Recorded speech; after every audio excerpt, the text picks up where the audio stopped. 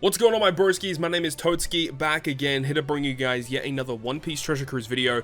And in today's video, we're going to talk about the brand new medal exchange coming out for April 2022. So we had a pretty good one last month with the introduction of Whitebeard versus Shanks in the medal exchange, which is probably the best unit up until now that has been available in the medal exchange. So looking at this month here, for this month of April, it's an okay list of characters once again. I don't think any of the characters here are inherently broken or must-have characters, but there's some pretty good key characters here. So let's just start things off. Shout out to Godot for creating the infographic here that we're looking at. So let's start off with the 100 medal tier. I like that they are continuously doing this, introducing special limited time characters available for 100 medals, which is nothing too crazy. And the characters here, you know, the 100 medal characters that we've typically seen thus far have not been amazing characters, not really meta-defining units. They're just kind of like collector units that you can go ahead and pick up, and if you're a fan of Chopper or a fan of Koala, you can go ahead and pick up these special time characters. We'll briefly go over them. So Chopper, his special 11 turn cooldown changes top row slots into matching,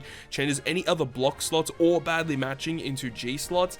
Obviously, it's not a very good special ability, but it is what it is.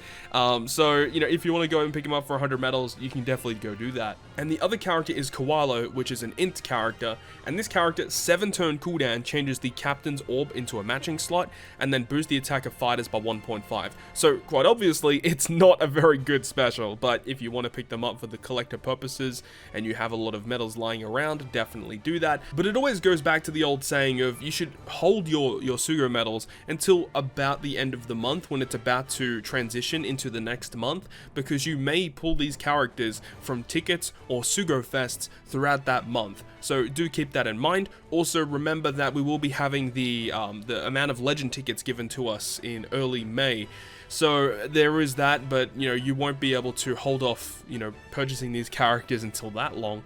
So if you want to pick up any of these characters, I probably would advise waiting until the end of the month, or if you desperately need them for a piece of content. So anyways, the 150 medal tier, we've got V1 Sanji and also Legend Buggy. Now, out of these two, I don't really think they're that worth picking up. Buggy has his uses for sure. I'm personally not the biggest fan of Buggy. I don't really use him that often. I mean, I don't really farm too much content with him. I mean, there's obviously those skillbook islands that are available, and yeah, if I ever go ahead and do that, Buggy's very nice for that. And also, whenever we have a super boss Kizuna, and then those Kizuna islands are available, you can use him to get some additional tokens, but nothing really too crazy to really talk about with Buggy. And Sanji, he's got an okay support. Everything else about the unit is pretty bad though, so I probably would avoid picking him up. Now, a lot of great value from these Sugo medal exchanges comes from the 250 medal tier, and this time around we've got Legend Pudding as well as V1 Shirahoshi and Manshiri. I think both of these characters for 250 medals is pretty acceptable. So of course, Pudding has the very unique special of allowing you to store a buff that you have when you activate her special, and then immediately when you launch her special again, you can use that stored buff later on. It's a very cool mechanic, and I love the fact that she has pretty good ore manipulation. She has the ability to reduce your character's cooldowns as well, and when you super evolve the character, she has bind and despair removal. This is a very powerful unit, and for 250 medals, I think this is very well worth the exchange. I think 250 medals is a bargain for a character on the level of Pudding.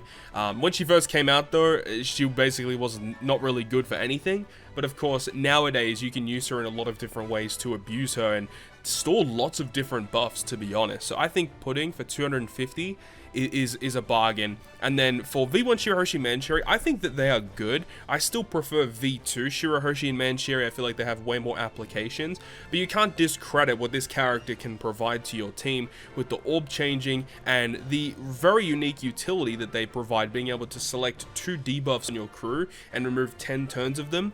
Pretty useful, but it's not the end-all be-all. This is not the best utility character in the game, but they do provide some very unique removal that has to be stated. So I think for 250 medals, they're okay, but again, wait till the end of the month if you want to go ahead and pick them up. But now, of course, we have the most interesting side of things, being the 400 medals, the most expensive characters you could be picking up.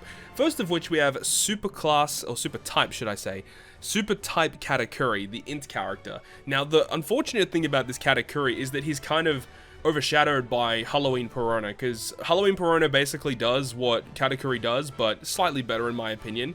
Instead of providing an attack boost and a conditional boost like what Katakuri does, Peruna does the conditional boost as well as a chain lock. But if you already have a chain lock active, she can buff that chain lock. So I feel like Peruna has way more usability moving forward.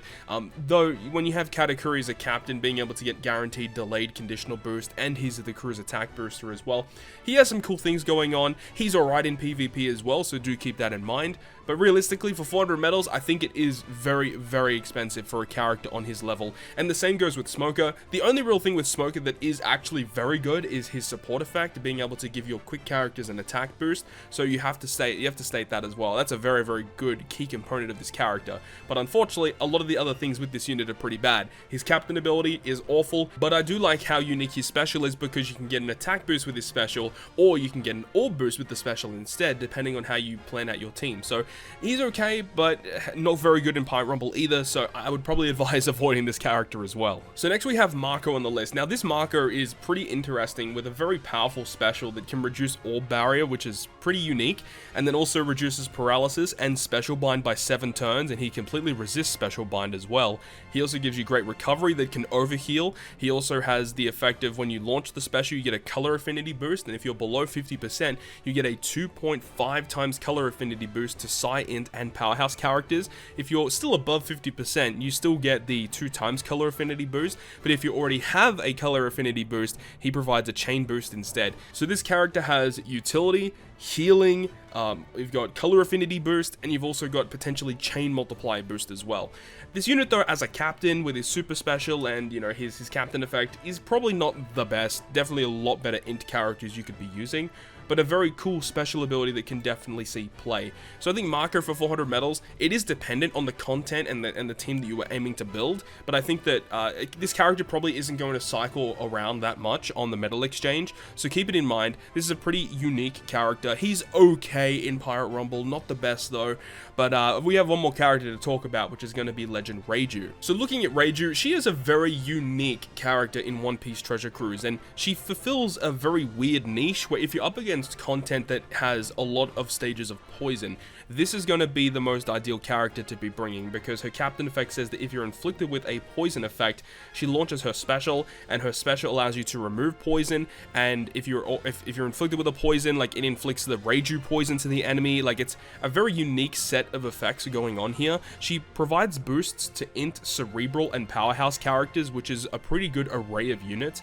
and her special provides an attack boost to those units for 3 turns. And then you've got her super class or super type special, which gives you an orb boost to Int, Cerebral, and Powerhouse characters. So you've got a really cool effect here that she can be her crew's dedicated attack booster and dedicated orb booster, and allows you to get around essentially any poison mechanic that occurs. So I feel like if you have to deal with a poison piece of content, this is going to be the captain to go to, but unfortunately it's just a little too niche, because there's not that many pieces of content in the game that are dedicated to inflicting heavy poison to your crew.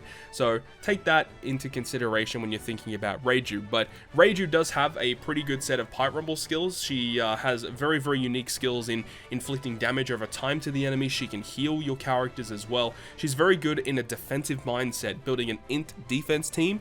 Characters like Marco and Reiju together are very good. Katakuri also relatively good in Pirate Rumble with these characters too. So it's not a super exciting set of medal exchange characters this month, but you know, if you don't have some of these units, like I know Reiju is relatively recent, same as Marco. I know some players out there might not have these characters, but getting access to them via the medal exchange is definitely well worth it. I think putting for 250 medals is definitely the highlight here. And then also Legend Buggy, for those of you out there that have been unlucky enough not to get him yet, 150 medals for Buggy, probably well worth it. It's going to get you a lot of additional items and stuff throughout your One Piece Treasure Cruise journey. And of course, if you have the extra medals lying around and you want to pick up some collector items, you can go ahead and pick up the Chopper and the Koala if you want to do that too. But that is going to wrap up this video today. Hopefully you guys enjoyed this one, and if you guys did enjoy it, make sure you go ahead and leave a like. And if you want to stay up to date with all the content that I post, including more One Piece Treasure Cruise content, make sure to hit the subscribe button down below. But other than that, guys, I'll see you guys within the next video.